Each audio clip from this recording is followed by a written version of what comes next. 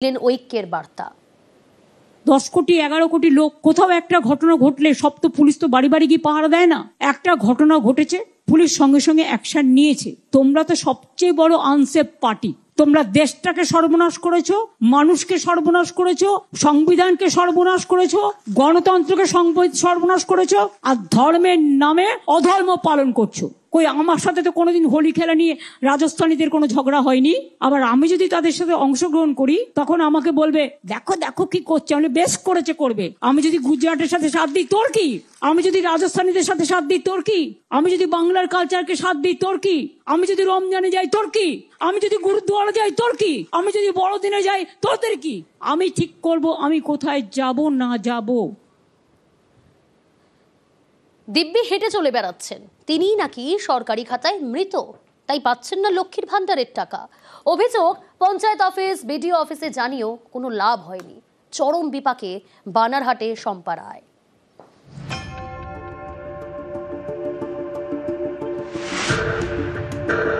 জলপাইগুড়ির বানারহাটের সাকুয়াঝোড়া 1 নম্বর গ্রাম পঞ্চায়েত।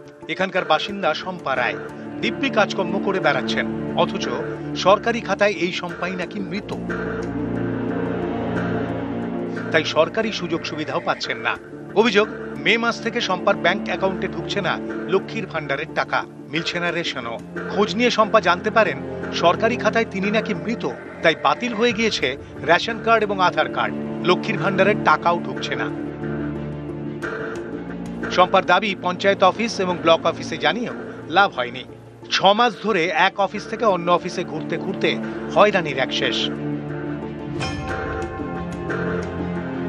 আমার শ্বশুর মারা গেছে, ওই জায়গায় আমার আধার কার্ডের নাম্বার বসিয়ে দিছি। আমি লক্ষ্মী ভান্ডারও পাই না, রেশনও পাই না। এখন আমি জানি না, 6 মাস আগে এখন জানি বলে আমি মৃত। আমি তো জীবিত লোক না, আর ভোটও আমি দেই। সরকার তো প্রত্যেকটা লোকের জন্য বিভিন্ন সরকারি সুযোগ সুবিধা দিয়েছে, কিন্তু এক শ্রেণীর প্রশাসনিক আধিকারিকের খামখেয়ালিপনা এবং গাফিলতির জন্য আজকে এই ধরনের সাধারণ মানুষ ভুক্তভোগী হচ্ছে। আমি আমার প্রধান ম্যাডামকেও বিষয়টা জানালাম, এবার আমি আমার সুপিরিয়র যে আছে বিডিও সাহেব তেনাদেরও আমি বিষয়টা জানাবো।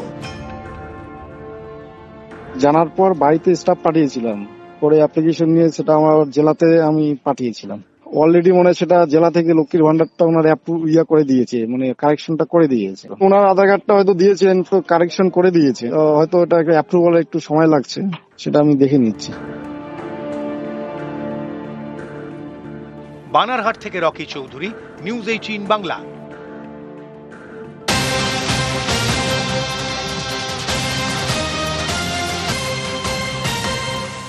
হাসপাতাল থেকে ছাড়া পেলেন দুর্গাপুরের নির্যাতিতা। দুর্গাপুরে ডাক্তারি পড়ুয়াকে গণধর্ষণের অভিযোগে ধৃত পড়ুয়ার বন্ধু সহ 6 আজ হাসপাতাল থেকে ছাড়া পেলেন দুর্গাপুরের নির্যাতিতা। আরো বিস্তারিত জানাবে অর্পণ রয়েছে আমার সঙ্গে। অর্পণ, হাসপাতালের তরফ থেকে কি জানানো হলো, কেমন রয়েছে তার শারীরিক অবস্থা? দেখো, 8 দিনের মাথায় নির্যাতিতা দুর্গাপুরের বেসরকারি হাসপাতাল থেকে আজ ছাড়া পেল।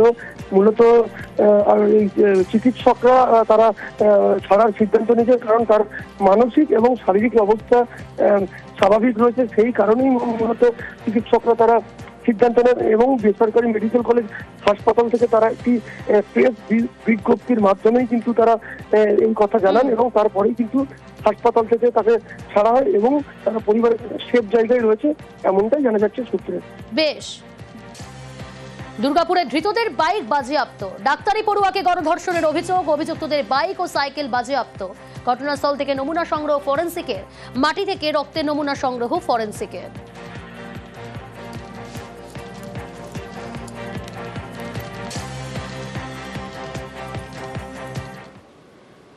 কাঁথি মহকুমা হাসপাতালের মহিলা চিকিৎসকের মৃত্যুতে রহস্য। সকালে বাড়ি ফিরে হঠাৎ অসুস্থ হয়ে পড়েন চিকিৎসক শালিনী দাস। তমলুক হাসপাতালে নিয়ে গেলে মৃত্যু হয় তার। কি কারণে মৃত্যু, কিভাবে মৃত্যু, আরো বিস্তারিত অবশ্যই জানাবো। তবে তার আগে আপনাদের জানিয়ে রাখি, কাঁথি মহকুমা হাসপাতালের মহিলা চিকিৎসকের মৃত্যুতে রহস্য দানা বেঁধেছে। সকালে বাড়ি ফিরে হঠাৎ অসুস্থ হয়ে পড়েন চিকিৎসক। সুজিত ভৌমিক রয়েছে টেলিফোন লাইনে। সুজিত, কিভাবে মৃত্যু, কি জানা যাচ্ছে এখনো পর্যন্ত পুলিশ সূত্রে? পরিবারের সদস্যরা কি জানাচ্ছে? পরিবারের সদস্য বলতে মা এবং মায়ের সঙ্গেই তমলুকে থাকতেন ওই চিকিৎসক শালিনী দাস। তিনি কিন্তু তমলুকেই দীর্ঘদিন চিকিৎসক ছিলেন, কিন্তু 2 মাস হলো কাঁথি মহকুমা হাসপাতালে তার বদলি হয়েছে, সেখানেই থাকেন। কিন্তু তমলুকে বাড়িতেই ছিলেন, যে ভাড়া বাড়িতে, সেখানেই আজ সকালে বেরিয়ে গিয়েছিলেন কাজে। ফিরলেন, ফেরার পর মায়ের সঙ্গে কথা বলেন, কিন্তু ঢোকার পর দেখা যায় যে মাথা ঘুরিয়ে পড়ে যাওয়া এবং তার মৃত্যু। কেন মৃত্যু, কি হয়েছিল, তার মধ্যে কি ঘটনা, সবটাই কিন্তু পুলিশ তদন্ত করে দেখছে এবং ঘটনাস্থলে সিপিও তমলুক যাওয়ার পর জিজ্ঞাসাবাদও করছেন তার সাথে, এবং কি পর্যন্ত ঝড় তুলতে পারেনি, যে চিকিৎসকরাও বুঝে উঠতে পারছে না। কিন্তু ময়নাতদন্ত হচ্ছে এবং তমলুকে ময়নাতদন্তের পর আরো জানা যাবে। কিন্তু এ ধরনের মৃত্যু 31 বছর বয়স, অর্থাৎ মৃত্যুর কারণ এখনো পর্যন্ত স্পষ্ট নয়, ময়নাতদন্তের পর জানা যাবে কিভাবে, কি কারণে মৃত্যু। আমরা যা ইনফরমেশন পেয়েছি, ইনফরমেশন অনুযায়ী একটা ইউডি কেস রেজিস্টার্ড হয়েছে আর বডি আমরা পোস্টমর্টমের জন্য পাঠিয়েছি। এখন অবধি যা ইনফরমেশন আছে আমাদের কাছে, উনি এখানে ভাড়া বাড়িতে থাকতেন আর অসুস্থ ছিলেন। ওনার হাতে চ্যানেলও লাগানো ছিল যখন ওনাকে শিফট করা হয়েছে হসপিটালে। অ্যানেস্থেসিয়া ডক্টর ছিলেন। ওটা আমরা দেখছি যে কি ইস্যু ছিল, ঘটনা তদন্ত চলছে। মালদায় ক্লিনিকে ঢুকে হাতুড়ে ডাক্তারকে বেধড়ক মার, আগ্নেয়াস্ত্র দেখিয়ে হুমকি। অভিযোগ, এই মস্তানির পরে 2 মাস পেরিয়ে গিয়েছে, আজও অভিযুক্তদের গ্রেফতার করেনি পুলিশ। পূর্ব মেদিনীপুরেও দুষ্কৃতী তাণ্ডব একটি খাবারের দোকানে।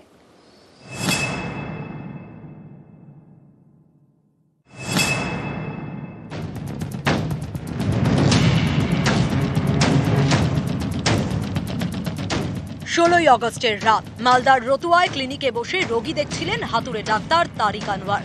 ঠিক সেই সময় দুষ্কৃতী হামলা।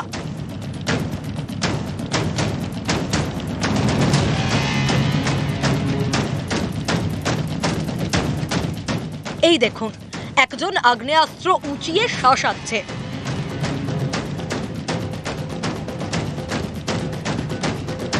আরেকজন বেধড়ক মারছে হাতুড়ে ডাক্তারকে।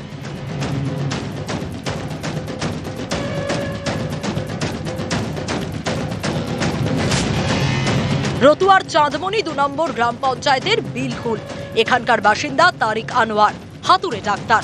তার প্রতিবেশী জিয়াউল হক। অভিযোগ, জিয়াউল হকের পোষা ছাগল তারিকের চাষের জমিতে ঢুকে পড়ে। এ নিয়ে দুজনের বিবাদ, যা চরমে পৌঁছয় 16ই আগস্ট রাতে। অভিযোগ, 4 দুষ্কৃতী তারিকের ক্লিনিকে হানা দেয়, আগ্নেয়াস্ত্র উঁচিয়ে খুনের হুমকি দেয়, বেধড়ক মারধর করে, এরপর চম্পট দেয়। এর পিছনে রয়েছে প্রতিবেশী জিয়াউলের হাত। এই নিয়ে শামসি ফাঁড়িতে অভিযোগ জানান, কিন্তু 2 মাস পেরিয়ে গেলেও দুষ্কৃতীদের পুলিশ গ্রেফতার করেনি বলে অভিযোগ। জিয়াউলের গরু ছাগল ছেড়ে দেয়, ওনার গরু এসে আমার খেতে খেয়ে নেয়। ওরা বলে বাঁধবানা, মারবি নাকি, কাটবি নাকি, অকথ্য ভাষায় গালিগালাজ দেয়, প্রাণনাশের হুমকি দেয়। ওসি সাহেবকে বলবো যে শামসুদ্দিন আনসারি এবং শহীদুল্লাহ এরা সব কিছু জানে, এদের ষড়যন্ত্রে আমার বাড়ি এই লোকজন এসছিল। আমরা এগুলো কিছুই জানি না, সব মিথ্যে। স্যার এখন ওইটা দুশ্মনী আমার উপরে চালু করছে। কিছু লোক ওর বাড়িতে এসেছিল, হামলা চালিয়েছে, বলছে আপনি পাঠিয়েছেন না। স্যার ওইটা তদন্ত করে দেখুন। এটা স্যার আমি একটু দুর্বল, সেই জন্য আমার উপরে অত চাপ। পূর্ব মেদিনীপুরের রামনগর, এখানে জাতীয় সড়কের ধারে খাবার দোকানে দুষ্কৃতী তাণ্ডব।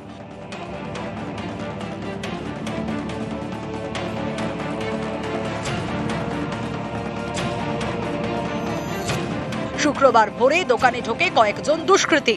অভিযোগ, দোকান মালিককে মারধর করে, দোকানেও ভাঙচুর চালায়। রামনগর থানায় অভিযোগ দায়ের করেছেন দোকান মালিক।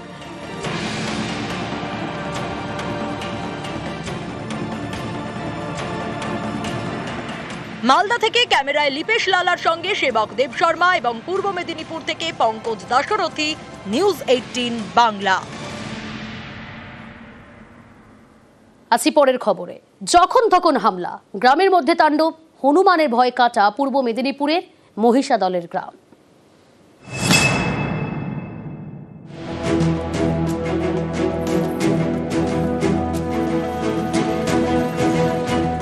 দিনে দুপুরে হনুমানের দাপাদাপি, হামলা। হনুমানের দৌরাত্মে কাঁপছে পূর্ব মেদিনীপুরের মহিষাদলের মধ্য হিংলি এলাকায়। ঘুরে বেড়াচ্ছে হনুমানের দল। স্থানীয়দের দাবি, হনুমানের আঁচড়ে কামড়ে ক্ষতবিক্ষত অনেকে। বৃহস্পতিবার এবং শুক্রবার মিলিয়ে জখম হয়েছেন প্রায় 20 জন। আমার ছেলে রাস্তার দিকে জাস্ট বেরিয়ে গেছে, 1.5 বছরের ছেলে। তো ছেলে রাস্তার দিকে বেরিয়ে যাচ্ছে দেখি হনুমান উল্টো দিক থেকে ছুটে আসছে। সঙ্গে সঙ্গে আমি ওকে কোলে তুলে নিলাম আর কি। যেই তুলে নিলাম আমাকে দুটো হনুমান এসে পায়ে জড়িয়ে কামড়াতে শুরু করে দিল। এভাবে প্রত্যেকদিন ঘটনা ঘটে যাচ্ছে, কাউকে কামড়াচ্ছে, কাউকে আঁচড়ি দিয়ে চলে যাচ্ছে, প্রত্যেকেই আতঙ্কের মধ্যে। যখন তখন হনুমানের হামলা, তাণ্ডব, আতঙ্কে অনেকে রাস্তায় বেরোনো বন্ধ করেছেন। প্রশাসনকে জানিয়েও কোনো লাভ হয়নি বলে অভিযোগ। 1.5 মাস 2 মাস ধরে পাড়ার সবাই আতঙ্কে আছে হনুমানের ভয়ে। এই শাক সবজি কোনো ফলাতে দেয়নি, সবের ভয়ে ওই হনুমানের ভয়। আমরা প্রশাসনের কাছে আতঙ্কের ভয়ের নিরাপত্তা চাইছি।